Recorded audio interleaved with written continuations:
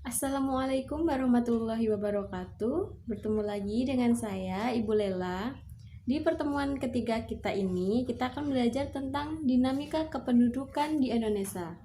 Kemarin kita sudah belajar potensi sumber daya alam dan kemaritiman Indonesia. Nah, sebelum memulai pembelajaran, alangkah lebih baiknya kita berdoa menurut agama dan kepercayaan kita masing-masing. Berdoa, mulai.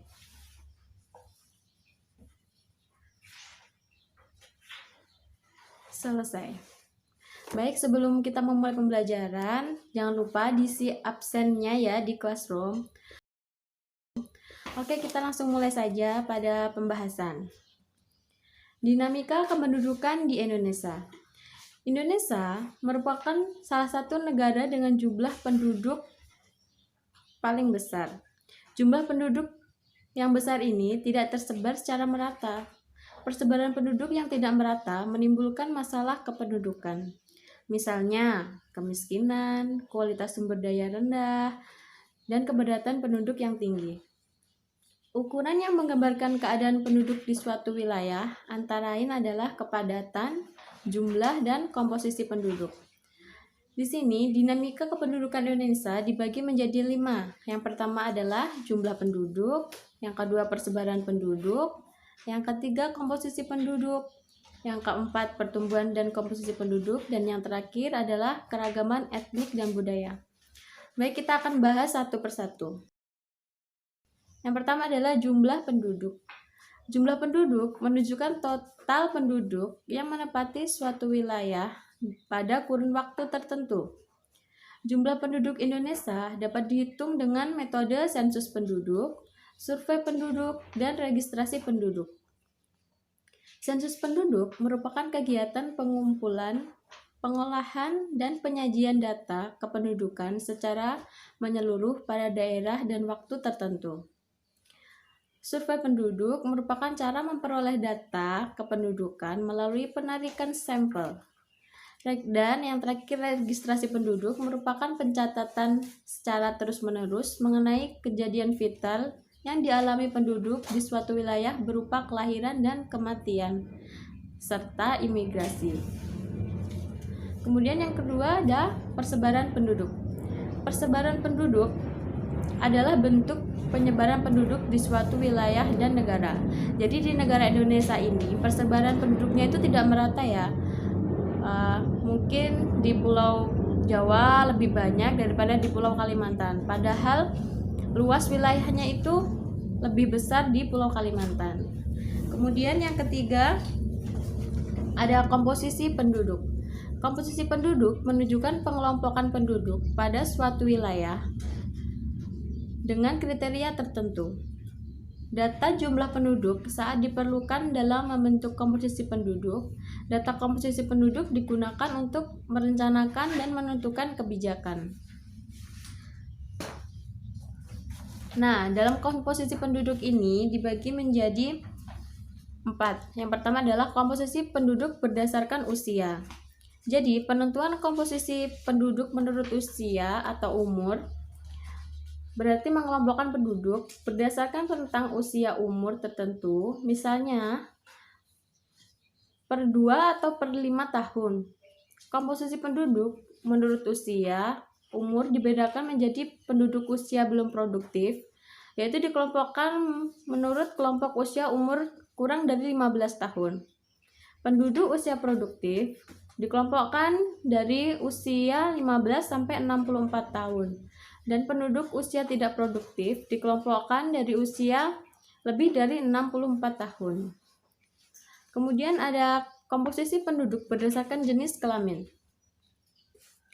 Penentuan komposisi penduduk menurut jenis kelamin berarti melihat penduduk dari jumlah penduduk laki-laki dan perempuan. Berdasarkan data BPS 2015, jumlah penduduk laki-laki di Indonesia mencapai 128,1 juta jiwa dan jumlah penduduk perempuan di Indonesia sebesar 126,8 juta jiwa. Komposisi penduduk menurut jenis kelamin dapat digunakan untuk menentukan rasio jenis kelamin. Lalu di sini ada komposisi penduduk berdasarkan tingkat pendidikan.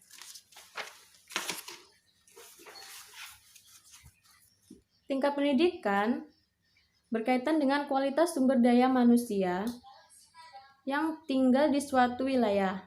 Semakin tinggi kualitas sumber daya manusia di negara maju, tingkat pendidikan penduduk tergolong tinggi. Sebaliknya, tingkat pendidikan di negara berkembang tergolong rendah. Kriteria yang digunakan untuk mengetahui tingkat pendidikan di suatu wilayah yaitu rata-rata lama sekolah, angka melek huruf, dan angka partisipasi sekolah. Kemudian yang terakhir ada komposisi penduduk berdasarkan agama. Agama merupakan keyakinan terhadap Tuhan Yang Maha Esa yang dimiliki setiap manusia. Terdapat 6 agama yang diakui pemerintah, yaitu Islam, Kristen, Katolik, Hindu, Buddha, dan Konghucu.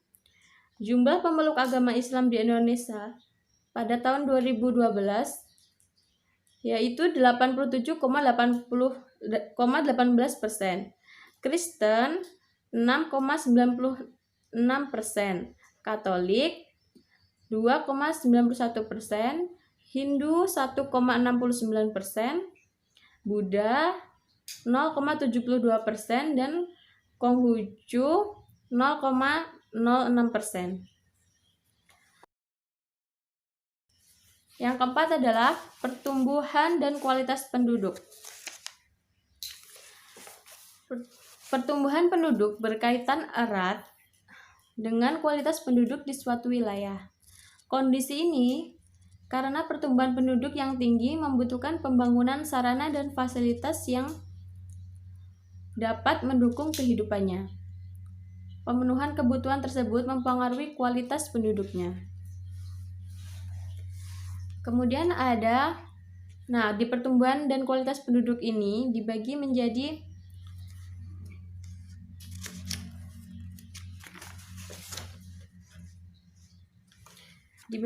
dua. Yang pertama adalah pertumbuhan penduduk. Pertumbuhan penduduk adalah laju pertumbuhan penduduk merupakan jumlah penduduk suatu daerah yang terjadi setiap tahun dalam waktu tertentu. Laju pertumbuhan penduduk berguna memprediksi jumlah penduduk suatu daerah pada masa yang akan datang. Pertumbuhan penduduk ini dibagi lagi menjadi 3. Yang pertama adalah kelahiran.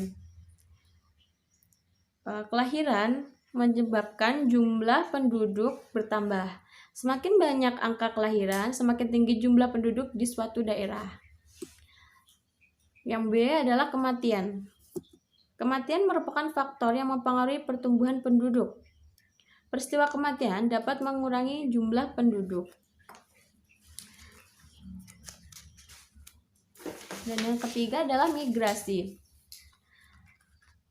Migrasi adalah mobilisasi atau perpindahan penduduk dari suatu wilayah ke wilayah lain bertujuan memenuhi kebutuhan. Mobilitas penduduk ada yang bersifat sementara dan menetap.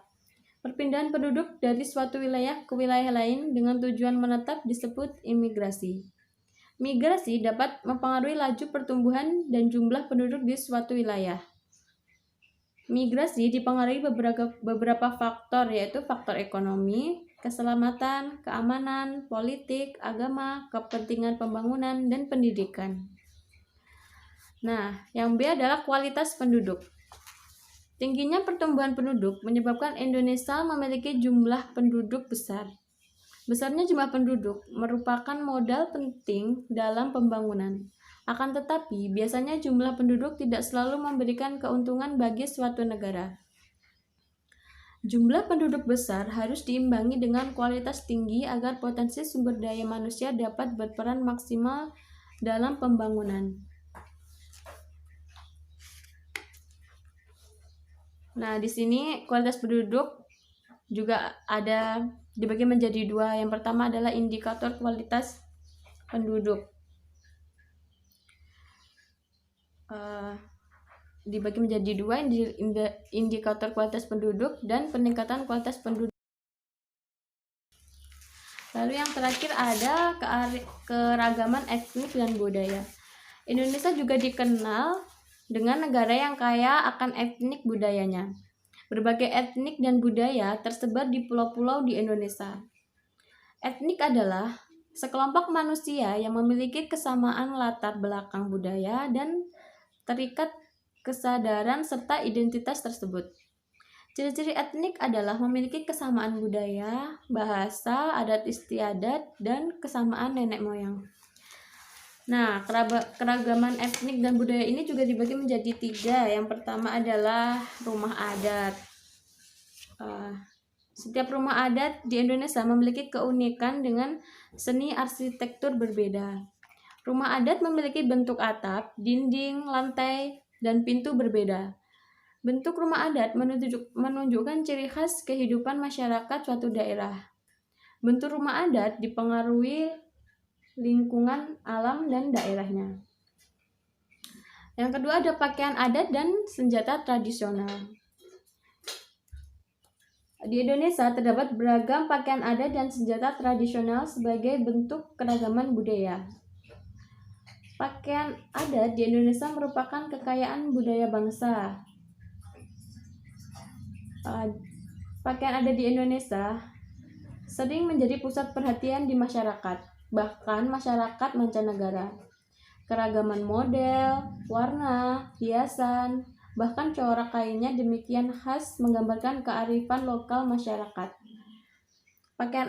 Pakaian adat juga biasanya digunakan untuk acara-acara tertentu, termasuk memperingati upacara adat. Dan yang terakhir ada tarian daerah. Seni tarian merupakan salah satu aspek seni untuk mengungkapkan perasaan melalui gerak dengan iringan suara alat musik. Tarian dapat dilakukan seorang diri atau berkelompok sesuai jenis tariannya. Tarian daerah menyampaikan kekhasan daerahnya. Tarian biasanya memiliki makna dan simbol tertentu, tapi jarang tari daerah tercipta dari ritual-ritual religius yang dianut masyarakat secara turun-temurun. Meskipun demikian, ada pula tarian daerah yang memiliki simbol kegembiraan muda-mudi tentang kepahlawanan dan penyambutan tamu. Tarian daerah sering ditampilkan untuk melengkapi seni pertunjukan. Sebagai contohnya itu pertunjukan wayang orang, ludruk, wayang golek. Demikian materi yang dapat Ibu sampaikan. Apabila ada pertanyaan, silahkan kalian tanyakan di Google Classroom ya. Nanti Ibu akan jawab di sana. Untuk tugasnya nanti juga Ibu kirim di Google Classroom. Ada kurangnya Ibu mohon maaf. Wabillahi taufiq wal hidayah. Wassalamualaikum warahmatullahi wabarakatuh. Selamat siang semuanya. Jangan lupa jaga kesehatan.